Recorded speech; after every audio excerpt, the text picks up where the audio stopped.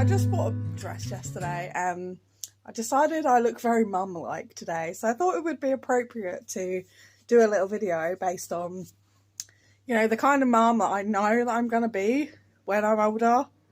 Older, I say that like I'm a little kid. Not a little kid. I just know, you know, children are probably not going to be in the cards for a long while, so yeah.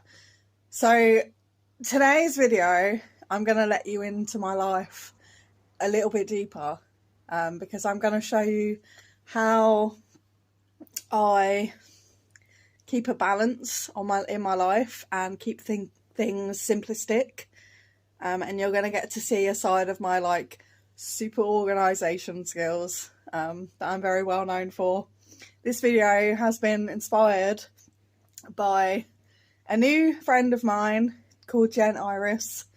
I find her very inspiring. She's a life coach for busy mums, and although I'm not a mum, I can relate a lot to the busy life, so I was drawn to her because of that, because I'm very hot on balance and finding balance, and it's something I struggled with and sometimes still do. Like my life, I do a lot, and I'm working on that, because I'm just so enthusiastic to get so many different things. I've got a lot of passions, so yeah, it's taken me years to find a good balance, and although I'm not quite there yet, I have moments, because you know I'm human, where I slip back into my old ways. I have created a few systems that work for me. Like, this is the most balanced and organised I have been with my life, and it helps me to keep up with my well-being as well. So I'm going to share some well-being tips with you as to how I maintain living, you know, a thrivesome life. So I hope it helps. I'm going to flip my screen around, so you're going to get to see my house now. And yeah, I hope you enjoy, and I'll see you in a little bit.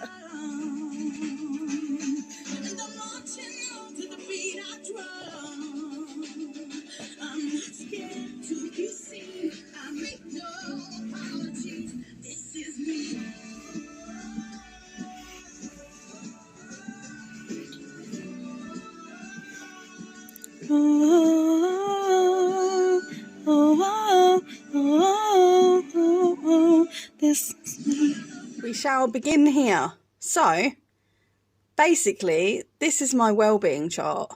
This keeps me accountable for ensuring that every area in my life I am doing what I can to stay in balance. So whenever I feel overwhelmed with life, I will come to this and I will move these tags around in order of what is most important or what needs my focus. So at the moment, my purpose, that's my career, that's you guys, that's the most important thing to me right now, so that's at the top. And this changes quite a bit. I don't change it daily or weekly or anything like that. I probably change it every couple of months, just when I'm feeling a bit out of sync and I'm starting to feel, I suppose, not as thrivesome in life, which, you know, I'm human, that happens to me too. I have down spirals, and this just helps me to manage those down spirals to ensure that they don't go too deep into a downward spiral when I can't get back out of it. So that's it. And then these are just random other ones that I added that are just personally important to me. So diet doesn't mean to me, like, I'm not trying to lose weight. Like, I'm comfortable, you know, I'm in the bigger scale and I'm fine with that. But healthiness is important to me. So yeah, that's what I mean by diet. And I have an unhealthy relationship with food. So that's an overall priority as well for me at the moment.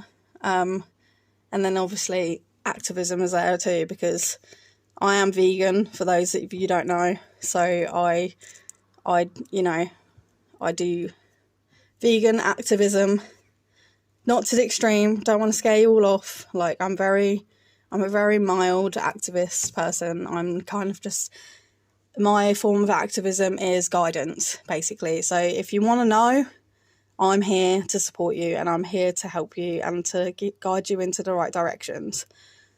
So yeah, that's that.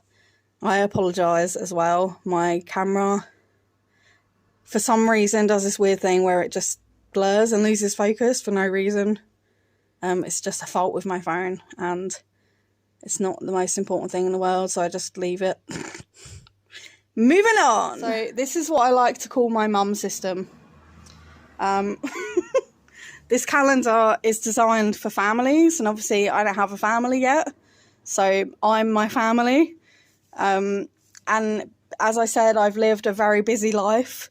I have a lot of friends, and a lot of commitments. So this is my way of making sure that I keep my balance. So there'll be times where I just do nothing, and then times where I will commit to myself. But this helps me to keep track of making sure I'm like equally fitting people in. And also I can physically see, I'm a very visual person, so this allows me just to check in with myself. And I like to plan, like I am a planner.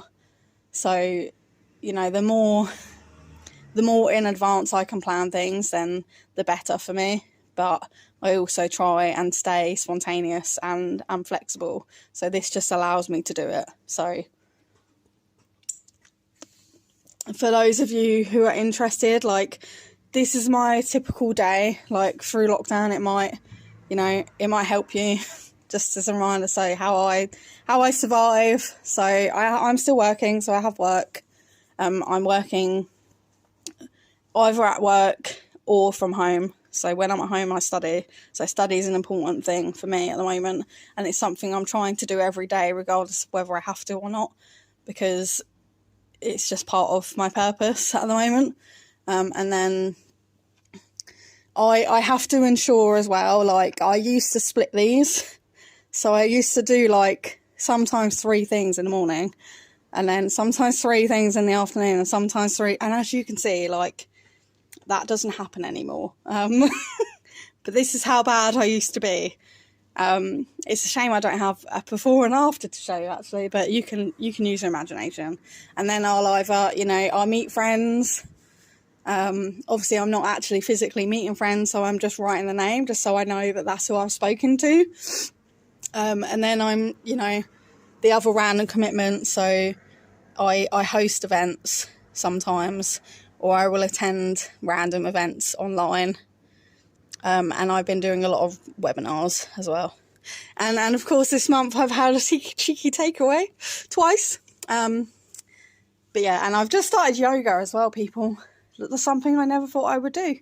So, it just goes to show, always stay open-minded, because you may be surprised. Last week I really disliked yoga. And when I did it the other day, now I'm more inclined. Like, I don't love it, but I'm open to it, and I enjoyed it. I actually did enjoy it, rather than thinking, oh my gosh, this is the most uncomfortable feeling in the world. Why does anyone put themselves through this? That's how I used to, see it. Yeah.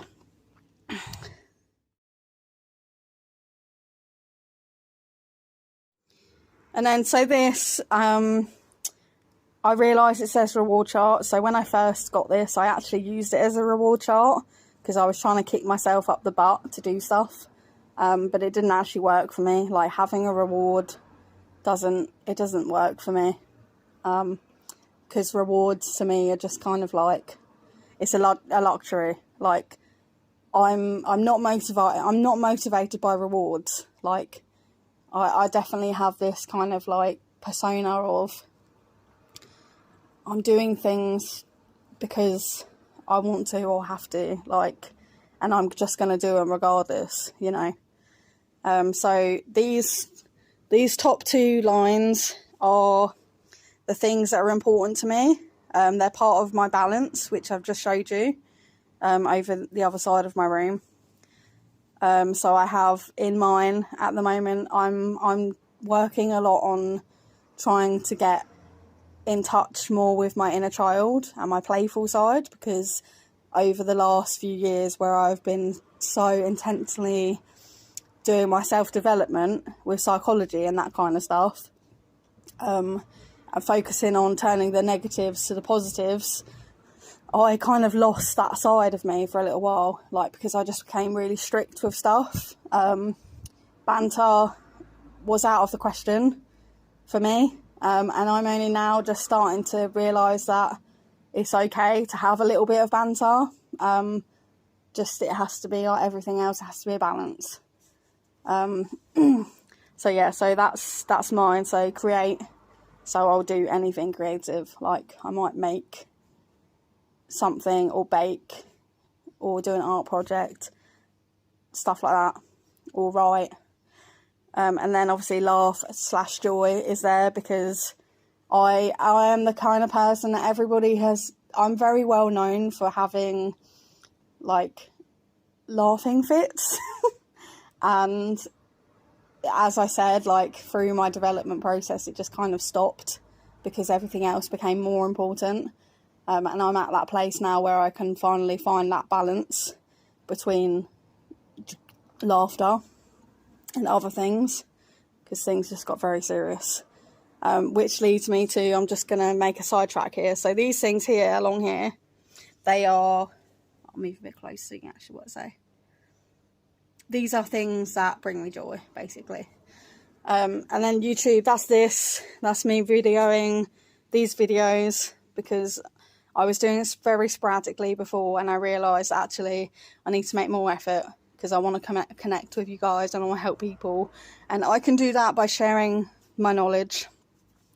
And then nature, walk, you know, I'm very connected to the earth. Like the universe to me is like the centre of my life. It's how I ground myself. It's how I connect to a higher power and to other people. And I'm frankly, I'm just a hippie, so I'm massive on nature, and it's just not, it wasn't nearly enough in my life. So I have to now make sure that I am conscious and intentional to make sure that happens. And then relationship, dating, I'm single. So I have a dating coach, and yeah, and I'm learning healthy relationship skills, because that's part of my recovery. I'm vegan, as I mentioned already. I'm into vegan activism. So that's me, you know, learning more about veganism, so I know what I'm talking about when I'm talking to people. Or, you know, it might just be me spending a chunk because I've got a vegan group, to support people or to help people find their way into that area if they're interested. And then reading. So I love to read, and I do read every day because I have this awesome app called Blinkist. However, I find when I read, it is predominantly for me to study. And I realise that I need to also read for, like, in order to switch off. So that's a thing I have to be conscious of. Now, at the moment, I'm reading Miranda Hart's Pegging Me, because she is hilarious. And as I said, you know, I'm bringing more laughter, play into my life. And then the last column is basically just random things that I want to do but aren't that important. They're not a priority. They're just something I want to get to when I get to. Which brings me over to this one. Over here. So this is basically where I put the random things that are on the bottom of that list. So sometimes, like, it works on a Monday to Sunday basis. So I will do one thing, like I will set myself a goal for the day, and I will make sure I do that. And this is flexible as well. Like, some things I'll put on there because I actually have to do, like, and it's not something that deserves a place on my calendar because it's not a meeting, or a prolonged time. So I don't think I mentioned that actually. My calendar is for meetings, so anything that takes, you know, an hour or more, like they take big chunks of my day, that goes on my calendar, or they're specifically time-based. This is random stuff I just want to do. So for example, you know, it's Tuesday today. Tuesday, I don't necessarily need to subscribe to Viva today. That's a vegan charity, by the way. But it's there, you know, just to remind me that's one of the things that I want to get done soon. So I might do it today, I might do it on Saturday, or I might even decide, actually, this week it's not important, I'll do it next week. So this is very flexible, this thing, on my thing. Like, I try to be as flexible as I can with stuff. And then I have these things. These are really cool. I think I bought them from Dollar Tree when I was in America. So this is a shopping list, basically. These are things that I would like, but they're not vital to my life. So they're just on there, and I'll get them when I get to it. And then other don't forget so things. So these are a bit random at the moment. This here is just telling me this is the seat. If I go to the theatre, which is what Marlow is, this is a seat I need to make sure, like, that I go. Like, I don't go beyond this seat because it's a crap seat, basically. And then these are just songs that I want to sing or dance to. I also have it because when I think of things, I have to write it down, because if I don't write it down, I'm going to forget. And I don't want things cramming up in my brain, because that's just not good for me. So I also have this thing. It's a jar. Oh, I've just put a picture up. It's a jar. And when I think of random things to do, I will just put it in that jar. And then when I'm bored, I'll pull it out. Or if I'm stuck with stuff to do for the week, I'll pull it out and then write on there. So that's it. Okay, so lastly, this is called a time block. And this was introduced to me by Jen Irish that I was speaking to about earlier. And it is a way to ensure that I am doing things intentionally. So they are all in hour blocks, and the idea is to not be rigid with it. Like, you have to be flexible. So, you know, for example, I usually get up between 7 and 8, and that gives me time to wake up, and I always listen to an audiobook, so that doesn't change every day. And then breakfast, like, I'll have it at some point in between those times. And I always allow more time than I need, because it's just more productive, I find. And you don't feel the rush. You don't feel the pressure of rushing. And then obviously a bit of time to do my chores. So, you know, that's vague. Chores, it could be anything. So I just put that as a rough guide, because I might not feel like hoovering, for example, but I have washing up to do, so I'll do the washing up instead. That kind of thing. I've got a webinar booked today, so that's just a nudge to tell me that I've got that at that time. Again, it's not actually that specific time. However, it's within that area. And then lunch. Sorry, it's doing that thing again. Focus. There we go, lunch. And then I'm gonna study after lunch again. Like, you know, that's open to study whatever the hell I like. At the moment, I'm trying to play catch up with a course that I'm doing. I've almost finished. I was meant to do it last week, but I didn't end up doing it. And then free time, so I can do whatever I feel like doing in that time, at the time. And then I have a meeting tonight for my 12-step program I run. And then after that, I'll either listen to a story or watch Netflix. So someone I know is doing live videos on Facebook at the moment, and she'll read a story. So yeah, I'm playing catch up a bit on that. Like, she does them every day most of the time, but I think she's put them a bit more sporadically lately due to like personal stuff. And I missed quite a little bit because I was just focused on other stuff. And I needed to, I have to play around with my bedtime sometimes because I do get affected by being online. That affects my sleep every now and then, so I have to just stop doing it. So I stopped doing that for a little while. And then bedtime. So I just downtime to just chill, you know, reflect, meditate, whatever I feel like doing, or just going straight to sleep. So that's it. Hello, I'm back. I thought I would end on my face because you've just been listening to my voice for a while.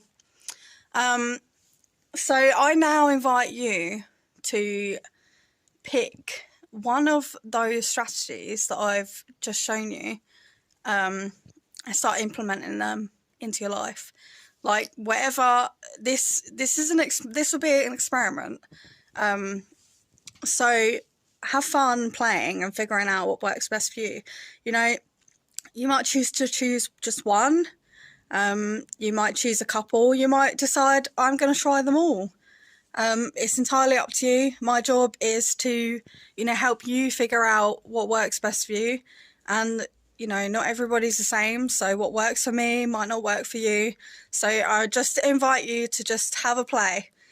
You know, you might even take one of my ideas and then twist it a bit and turn it into something else. I've done that. I've been playing for ages with stuff before I figured out what actually works best for me. So that's all for today. I hope it's been helpful. If you do come up with any other ideas, I would love to see them. So please put them in the comments.